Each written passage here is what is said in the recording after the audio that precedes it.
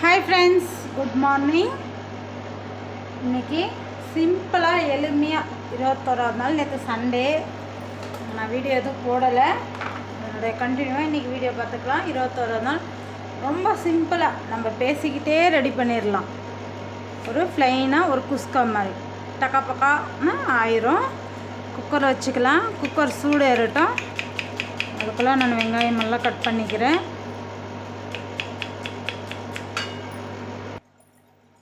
வெங்காயம் கட் பண்ணி வச்சு குக்கர் சூடு ஏறிடுச்சு. எண்ணெய் சேர்த்திக்கலாம்.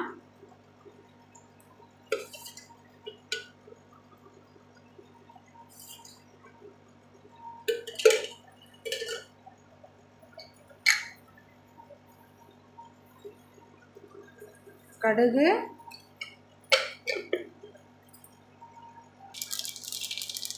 நல்லா பொரிஞ்சிருச்சு. ஒரே ஒரு பட்டை,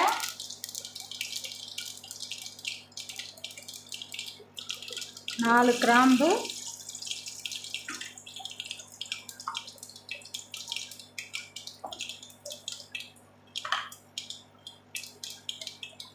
வாசனைக்கு சோம்பு.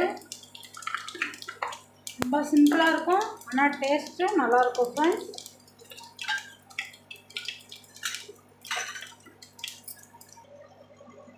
கட் பண்ணியிருக்கிற வெங்காயம் சேர்த்துக்கலாம்.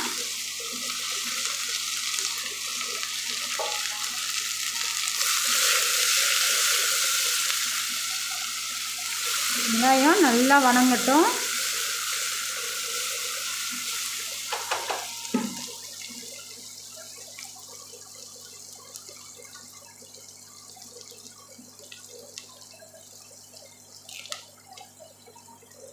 கருவேப்பிலை,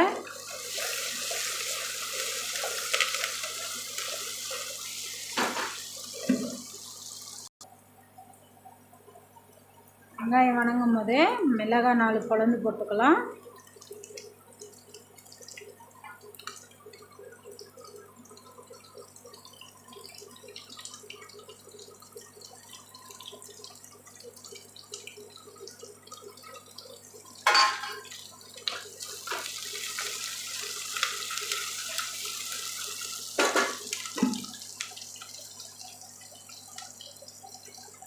ஒரு ஸ்பூன் இஞ்சி பூண்டு பேஸ்ட்டு.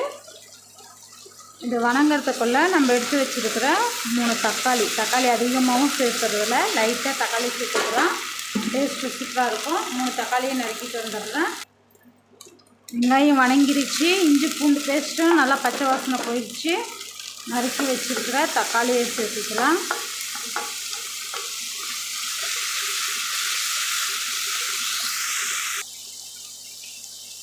தக்காளி வணங்கும் போதே புதினா தழை புதினா தலையும் சேர்த்துக்கலாம். வாசனையும் நல்லாயிருக்கும்.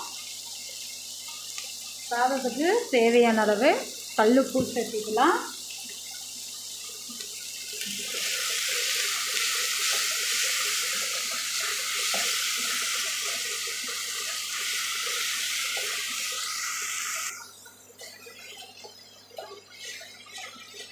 நல்லா தக்காளி வணக்கிக்கலாம் ஃப்ரெண்ட்ஸ்.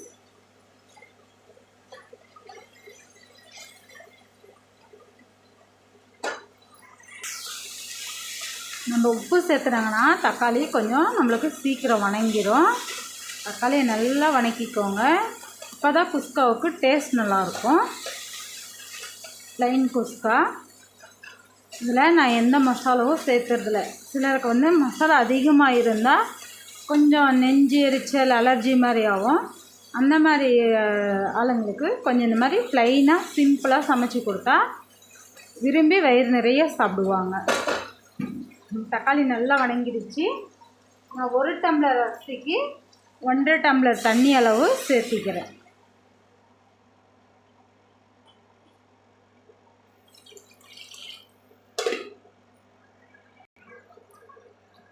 தேவையான அளவு தண்ணி சேர்த்திட்டோம். நான் இதில் எந்த கலரோ மசாலா எதுவுமே அதிகமாக சேர்த்தலை. ரொம்ப சிம்பிளானது, டேஸ்டானது. நல்லா கொதி வரட்டும். உப்பு கரெக்டாக இருக்கான்னு பார்த்துக்கோங்க.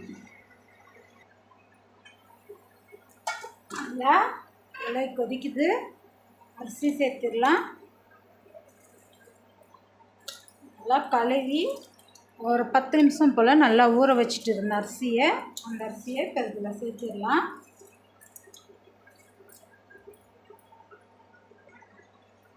அரிசி சேர்த்துனதும் ஒரு கிளறிக்கலாம்.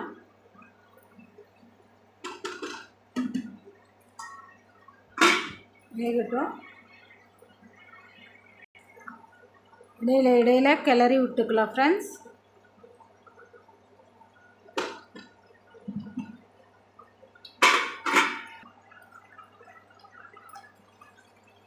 அரிசி பாதிக்கு மேலே வெந்துருச்சு. இந்த டைமில் நல்லா கைப்பிடி அளவு கொத்தமல்லி புதினாவும் சேர்த்திக்கலாம். வாசனை நல்லாயிருக்கும். வீட்டில் இருக்கிற பொருட்களே தான் ஃப்ரெண்ட்ஸ், ஆனால் செய்முறையில் டேஸ்ட் மாறும் நமக்கு.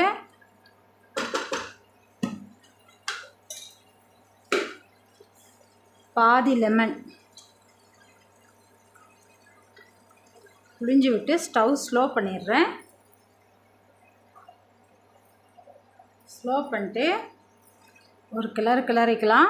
நீங்கள் உப்பு டேஸ்ட் பார்க்குறதா இருந்தால் பார்த்துக்கோங்க. சிம்பிளாக ஒயிட் குஸ்கா இந்த மாதிரி தான் பண்ணுறது. இப்போ இது மூடி போட்டு ஒரே ஒரு விசில் விட்டு ஆஃப் பண்ணிடணும். ஒரு விசில் வந்தோடனே ஆஃப் பண்ணிட்டு ஸ்லோவிலே வச்சுக்கிறேன் நான். ஆஃப் பண்ண பிறகு ப்ரெஷர் ஃபுல்லாக போன அப்புறமா ஓப்பன் பண்ணலாம். ஒரு விசில் வந்துச்சு, நான் ஸ்டவ் ஆஃப் பண்ணிட்டேன். இது ப்ரெஷர் போகிற வழி எந்த டிஸ்டர்பும் பண்ணாதான் விட்டுடலாம்.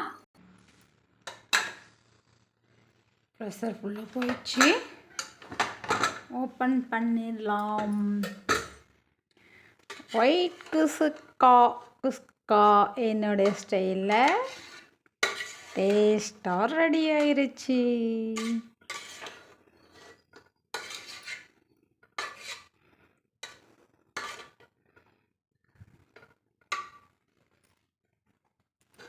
நல்லா மசாலா கம்மியாகவும் நல்லா டேஸ்ட்டாகவும் ஒயிட் குஸ்கா ரெடி பண்ணிட்டேன். இதுக்கு தொட்டுக்க தயிர் கூட தேவையில்லைங்க ஃப்ரெண்ட்ஸ், அவ்வளோ அருமையாக இருக்கும். டேஸ்ட்டுக்கு நான் கேரண்டி.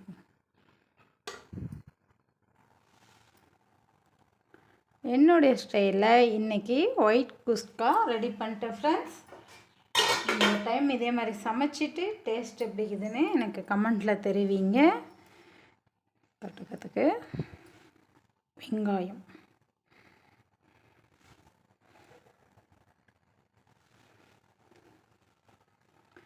நீங்களும் சமைங்க, ருசிங்க. என்னோடய சேனல் பிடிச்சிருந்தா லைக் பண்ணி ஷேர் பண்ணுங்கள் ஃப்ரெண்ட்ஸ். இன்றைக்கி 21வது நாள் சமையல் இவ்வளோதான். சிம்பிளாக எளிமையாக சட்டுன்னு கிச்சனுக்கு வந்தோமா, வேலையை முடிச்சோமா, வெளியே போனோமான்னு ஆயிரும். By bye friends. நெக்ஸ்ட் வீடியோவில் சந்திக்கிறேன்.